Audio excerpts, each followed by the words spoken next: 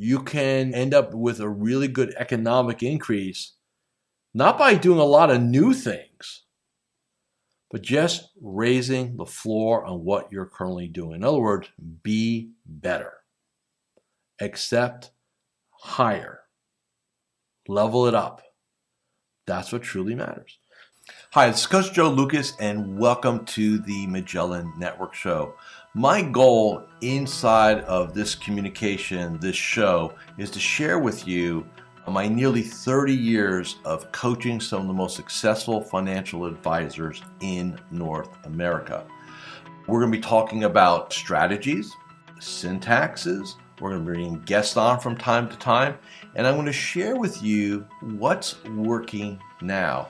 So think of this show as sort of like a little one-on-one kind of mini coaching cast, if you like, where we're going to be going in depth from time to time on strategies to help you grow your business, get more effective, become more efficient, find balance in your time management, grow your business, and quite frankly, whatever else is going on in the world today. So before we get to today's episode, I'd love for you to do a couple things for me. Number one, make sure that if you're watching this on YouTube, that you subscribe to our YouTube channel. If you're doing the audio, make sure that you give us a review on whether it's Spotify or Apple. We'd really appreciate that. And quite frankly, that does help. It does matter when you rate things and like things and subscribe to things. It helps us get the word out to more of the industry. And lastly, I have a very special gift for you. Go to MagellanNetwork.net, so one word, MagellanNetwork.net, and I have for you a complimentary membership, 100% gratis, where you can tap into about between 50 and 75 hours of masterclasses, forms, tools, templates, and strategies. So please go ahead and make sure you go ahead and get that claimed. Smash the like button and subscribe. And please go ahead and leave us a review on whatever podcasting platform you're on. And now, let's get to this week's episode. Hi, it's your Coach Joe Lucas, and welcome to this episode of the Magellan Network Show. Here we are at the end of January 2025. We're going to get ready to get into the grind, all the motivation that most advisors have, right? New year, new way of doing things, right? Elevation. Now we're into the separation mode. Who's going to stay committed and who is going to revert back to their old habits and standards? And in this episode, I want to talk about standards. If you're watching me or listening to me, or if you're in this game, I doubt that you're in this game just to be okay, just to be average, right? As one of my clients said many, many years ago, this is the toughest job you'll ever have or the best business you'll ever run, depending on how you want to go about doing your thing, right? And so a lot of times when we think about raising and producing better results, economic results, business results, one of the things you want to look at is what I call, where is your floor? And floor is just a different word for standards. For example, if you have a floor that says, hey, I'll work with anybody that has $100,000 to invest, right? That's my floor. Then what you're saying is that is where I feel, right, that I'm capable or that I deserve or both, and you'll do that. But if you don't over time raise that floor up, right, to what is from 100 to 200, $250,000 to $500,000 to $1 million, $1 million plus. I've got clients that have $10 million minimums. So let me be very clear on this. I'm not throwing any shade on any advisors who are doing that. I'm just saying to you that if you're looking to earn multiple seven figures, then you have to be working with multiple seven-figure clients. There's an old saying in this game, I've heard decades ago, an advisor's income will mirror their clients.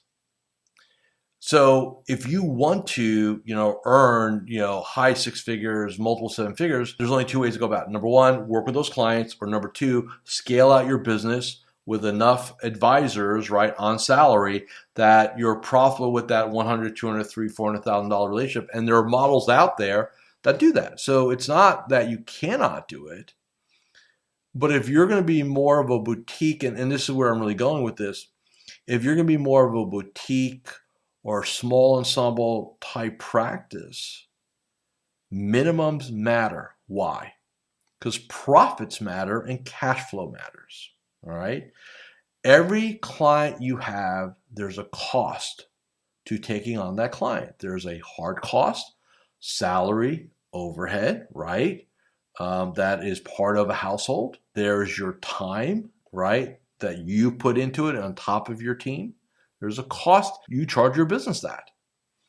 But there's another cost that's a little bit more esoteric, if you will, which is risk. Let's just face it. I mean, we are in a game that we can be sued. People can file, and granted, it's arbitration. I get that. Going through arbitration sucks. Winning at arbitration is still really losing, right? In essence. So taking on clients that don't fit your model basically is, every time you take on a household, I get revenue, I get growth, I get potential of referrals, all those things. That's correct. But there's a small risk piece there that we cannot ignore. And that's why raising the floor is so important. So let's look at the different kind of floors we need to raise. So the obvious one is our economic floor. Who we need to work with, right? Now, I put it in terms of assets initially, but let me give you, I think, a better way. Revenue. When I'm working with an advisor, they start giving me their minimums. Well, I said, I don't care about that. I said, revenue. Dead money doesn't pay the bills. So what is the minimum annual recurring revenue you need from a household? Key metric. What does it cost you to have that household? Key metric, right? What's the margin between the two? So the first thing is, this is a question I want you to answer for yourself. What is the minimum annual recurring revenue you need from a client in order to make them a profitable client? Next, how many current clients are under that number? Okay, that's a floor, that's a standard. So first standard, we look at our economic standards. What's our next standard? What we expect of ourselves, how we operate. The standard around, the morning ritual, the standard of how we lead our team, the standard of how we communicate with our clients in our marketplace, the standard of how we execute our reviews, the standard of how we just operate our business. A lot of advisors get into this game because they want to help, they want to serve, they want freedom, they want flexibility, all great stuff. And you can wing this game if you're small. Like if you're like a solopreneur, do you need a ton of systems? No, not really. You just kind of work hard, right? And I'll put quotes around that. But if you want to do big things, then you got to raise your standard on operations, how things get done. All those things matter. What else do you need to raise the floor? Your marketing, your website, how you communicate. Where else? Your leadership. How do you lead your team? I don't care if it's a team of a half of an administrative person or if you're leading a team of 70 or 80. It doesn't matter. Like, what are the standards around that? Because here's the thing. By raising the floor / standards, the default is what? Growth. Excellent. Being better at the game. And so when you set a goal, right, because here we are at the end of January, so everybody hopefully by now has their goals and business plans for 2025, is you can't expect to grow your economic game and maintain your current standards or the current floor. In all growth, we all hear this, and I talk about it, right? How do you grow a business in this game? It's like, well, mindset matters. How do we unpack mindset? There's a lot of elements, but one of the core elements is what you're willing to accept as a standard. In other words, what's the floor?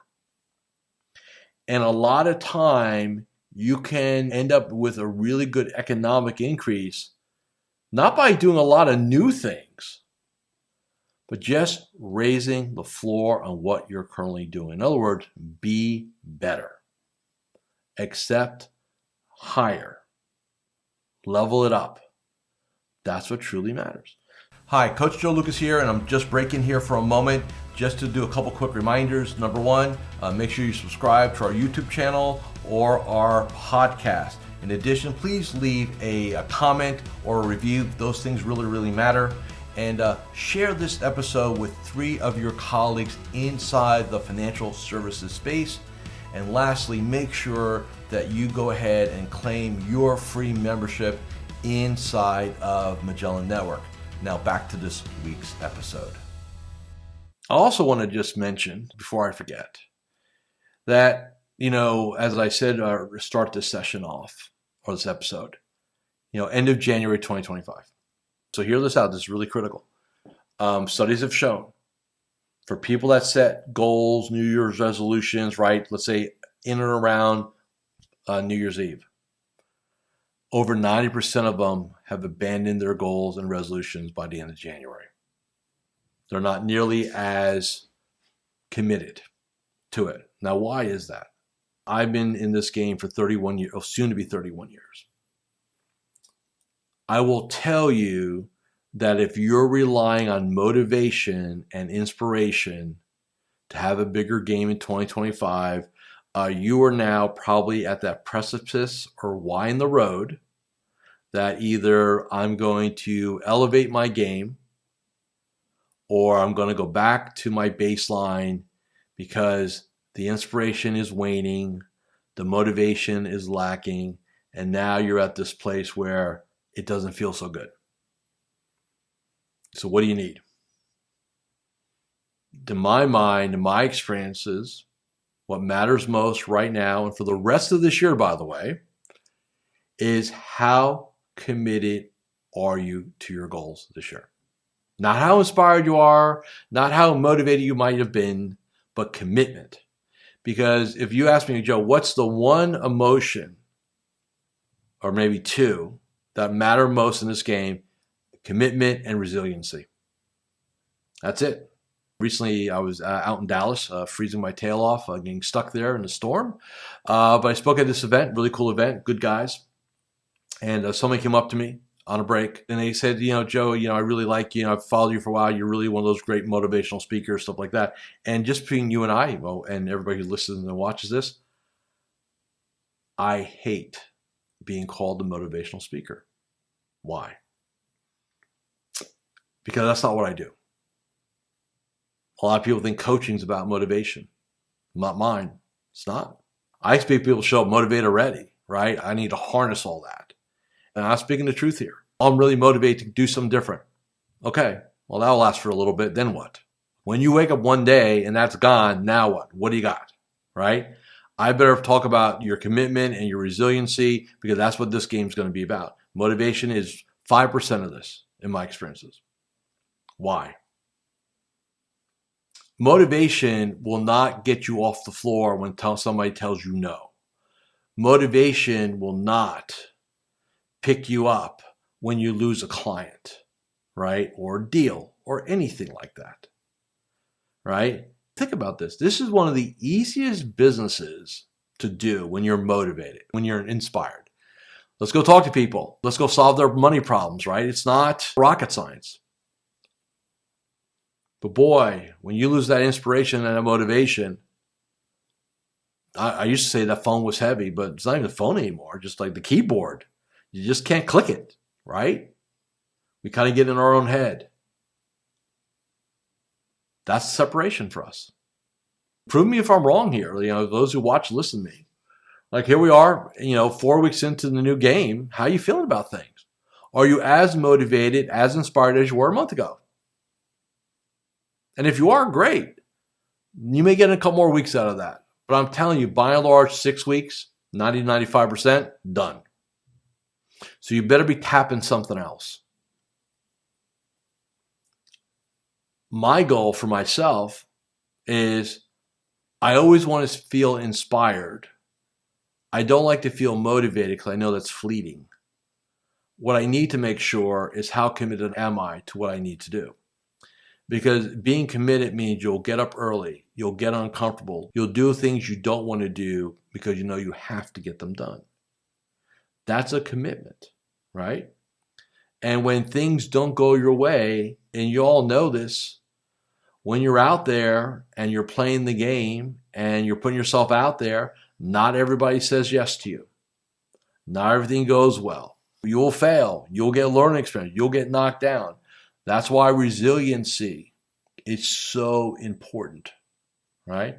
If there's two emotional muscles that I would love everybody to work on this year, is your commitment to things. How committed are you? And how resilient are you? Because I can tell you those two factors over a career have a big/massive influence on your results. 5 years, 10 years, 15 years, 20 years. Like I said, any advisor can put together a good run, right? You get motivated, you get a couple good things happening for you, blah, blah, blah, right? And you feel good. Can you sustain it? And this is the key. I just talked to somebody this morning before I recorded this.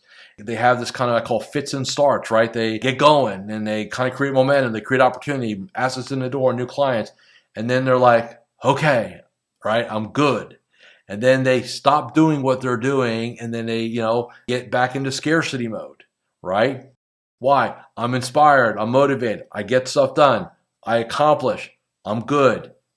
See, if you're not committed, you will allow that yo-yo to occur. If you're not resilient, you'll allow that yo-yo to occur. That, to me, from my perspective of decades, is one of the biggest sabotaging factors in an advisor's game. It's not lack of intelligence or lack of opportunity. Somebody said to me recently, Joe, I just, I don't see a lot of opportunity out there in this business. And I'm like, what planet are you residing on, brother? Because we're hitting the massive liquidity events. The boomers are retiring. Business owners are retiring. Advisors are retiring.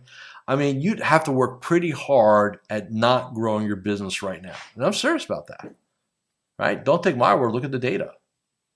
For the next 4 years, we are in a massive positive opportunity bubble. I always use the word positive.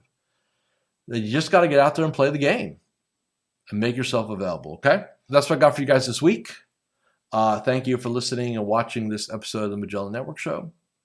Remember, if you have not taken me up on my offer of 30 days inside our game on me, make sure you go to MagellanNetwork.net, put in an application. Love to work with you for the next 30 days. My gift to you. Until next week, let's be great, and I'll see you guys in 7 days. Thank you for watching or listening to this episode of the Magellan Network Show. Hey, if any of this resonated with you, I invite you to come to MagellanNetwork.net, and we have a powerful group coaching community of like-minded advisors. Come in for a trial. You and I will have a one-on-one conversation. Let's see if I can help elevate your game, both personally and professionally.